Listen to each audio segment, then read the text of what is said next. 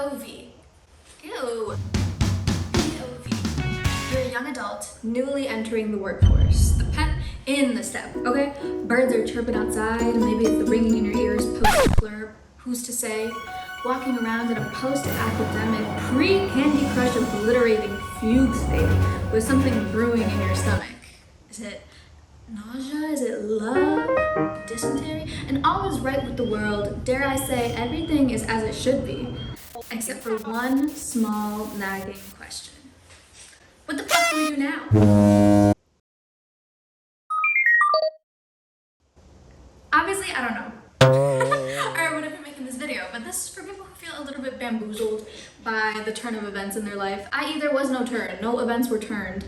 We got born, we did school, and now we work. We do work. I don't know about you, but I am just shocked. I could have never seen this coming. I am petrified, but agitated, like there's a fire in my esophagus, but I can't cough, not in this economy, no can do.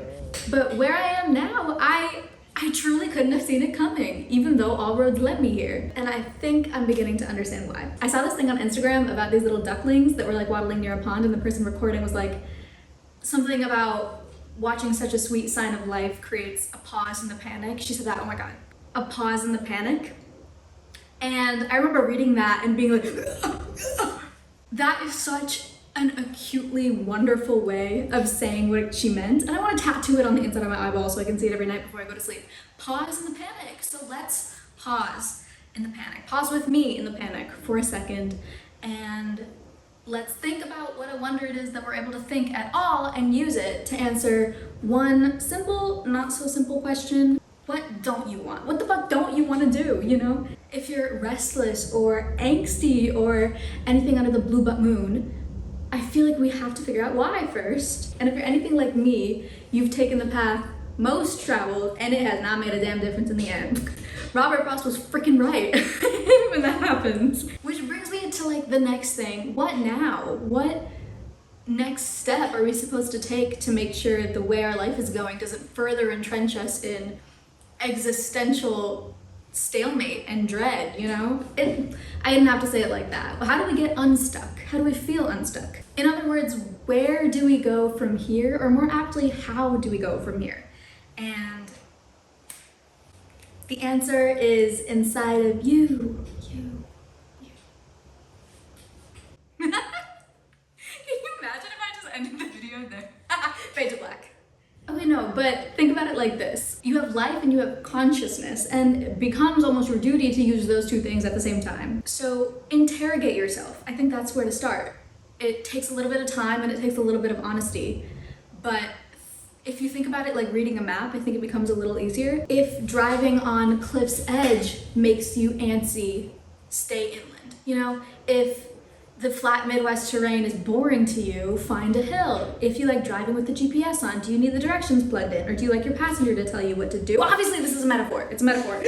But if you start there and figure out how you like things done, it creates a roadmap for the rest of your life. The tagline is that you have to get in the car, you know, you have to pedal to the metal at some point and suss it out. You know, it's such a, you wouldn't think it is, but it's such a leap of faith to get to know yourself, or like to give yourself time to know yourself, because it's not lucrative. It's not a money-making scheme to know yourself, you know? Say you know one more time. Oh my God. But it's like that one Aussie banger that's going around right now. It's like, I searched for this fucking never found it.